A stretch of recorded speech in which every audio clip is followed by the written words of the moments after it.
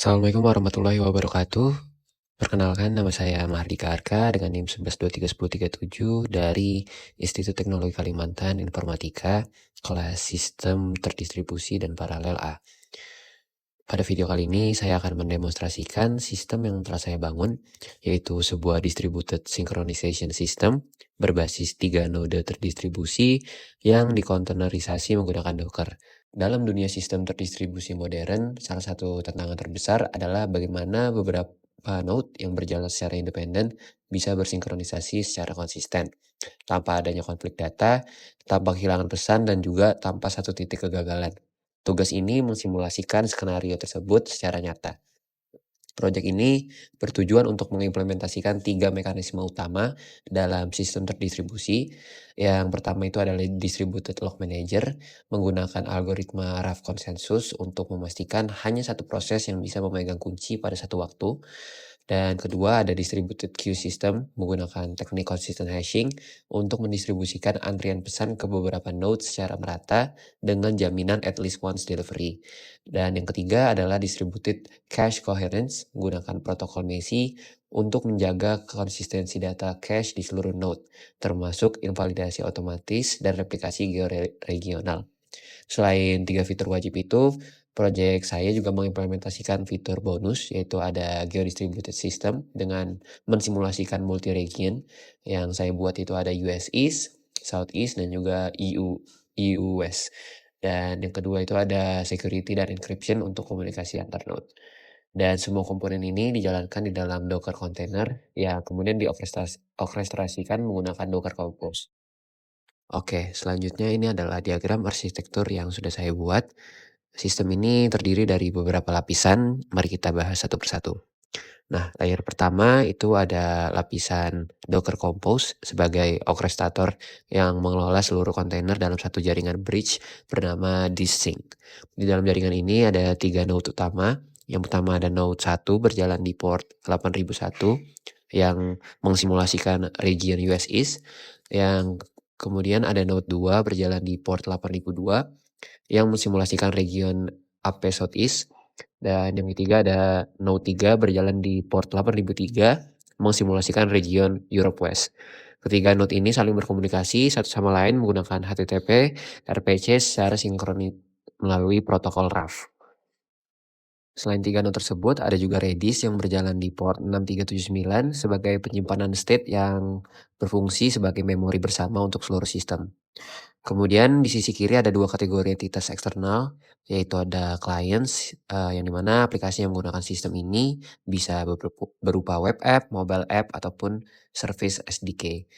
Kemudian ada external system yang mencakup identity provider untuk autentikasi JWT. Dan kemudian alur selanjutnya itu ada data kunci, yang dimana di bagian bawah diagram ada 3 alur data utama. Yang pertama ada alur log acquire via RAF. Ketika klien mengirim request log, ia bisa menuju ke node mana saja, dan jika node tersebut bukan leader, maka request akan di-redirect ke leader. Alur kedua itu ada cache write dengan Messi dan georeplikasi. Saat klien menulis data, cache lokal di node tujuannya diupdate menjadi status modified. Dan secara sinkron, data di-broadcast ke seluruh node lain untuk invalidasi lalu direplikasi ke region-region jauh. Dan alur ketiga ada Q&Q dengan consistent hashing. Saat item dimasukkan ke antrian, sistem menggunakan hash string untuk menentukan node owner yang bertanggung jawab. Item disimpan di node tersebut dan direplikasi secara asinkron ke peer lainnya. Di sebelah kanan juga ada beberapa arsitektur pendukung. Yang pertama ada Docker Registry untuk image storage, TLS untuk keamanan komunikasi antar node, Redis Snapshot sebagai backup, Prometheus Exporters untuk metrics, dan NTP untuk sinkronasi waktu antar node. Oke, sekarang kita masuk ke bagian demonstrasi. Nah, sebelum memulai demonstrasi, dipastikan Docker sudah menyala dan juga sudah dibuka.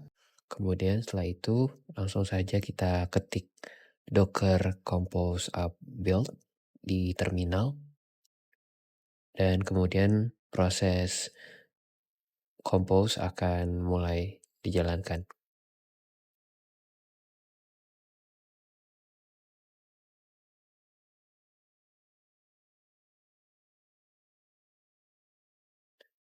Dan ketika Docker sudah mulai nyala, Nanti di aplikasi Docker-nya juga akan muncul tampilan seperti ini.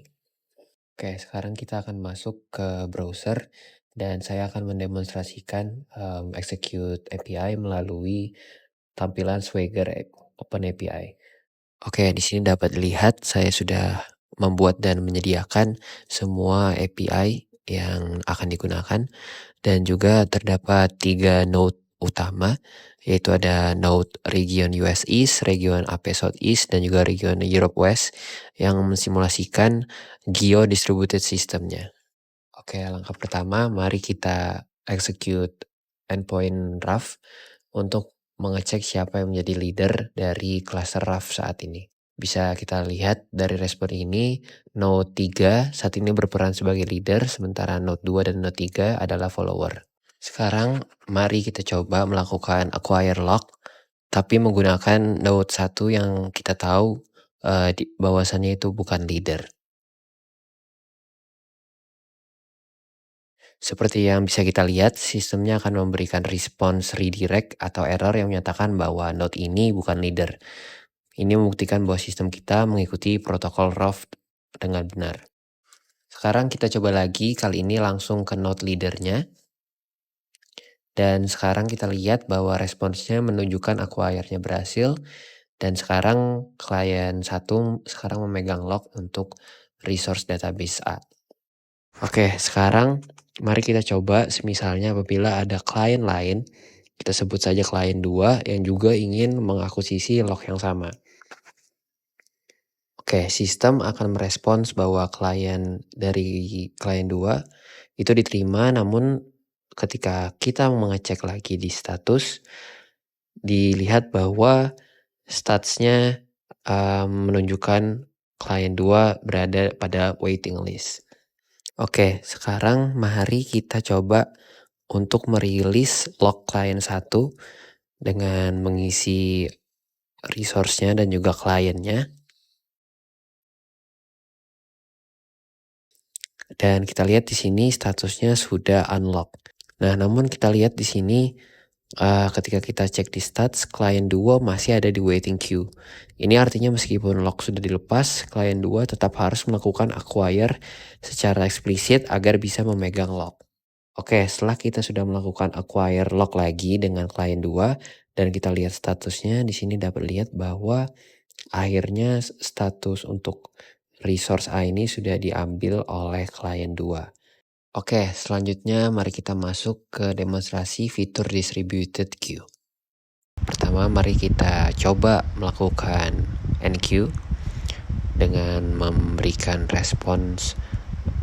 Contohnya generate report dengan partition key-nya user 123. Oke, setelah kita melakukan request, dapat lihat di sini pesan sudah ter-queue dan juga mengembalikan sebuah message ID yang unik. Oke, sekarang mari coba kita cek statusnya.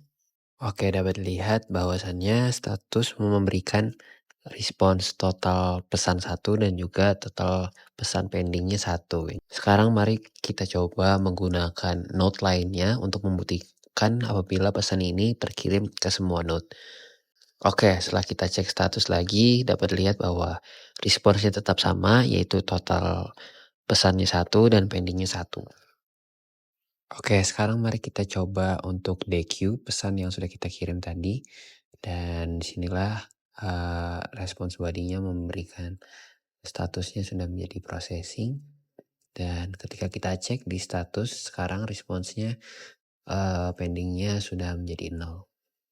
Kemudian kita juga bisa melakukan acknowledge pesan tersebut dengan cara mengcopy message ID yang sudah kita punya tadi, yang sudah kita dequeue, dan mari kita coba dan hasilnya pesan sudah ter-acknowledge dan juga statusnya tetap sama.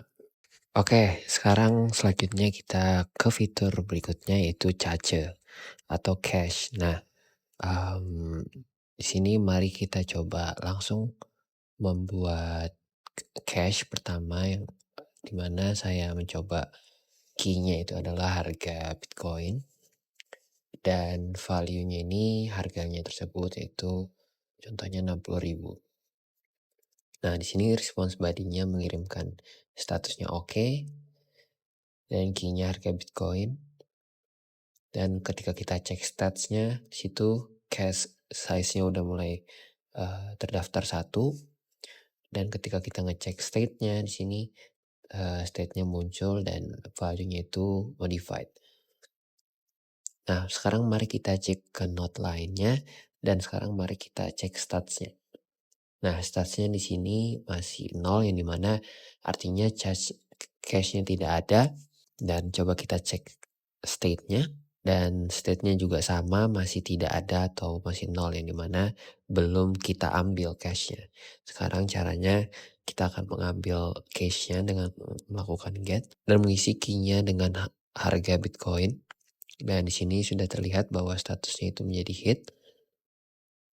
Dan ketika kita cek stats, dia cash size-nya menjadi 1. Dan ketika kita cek di state-nya, sudah muncul cash harga Bitcoin tersebut. Dan juga state-nya menjadi shared. Oke, sekarang kita masuk ke fitur selanjutnya, yaitu fitur tambahan. Geo Distributed, yang dimana di sini ada 3 API. Yaitu ada API yang menunjukkan semua regionnya.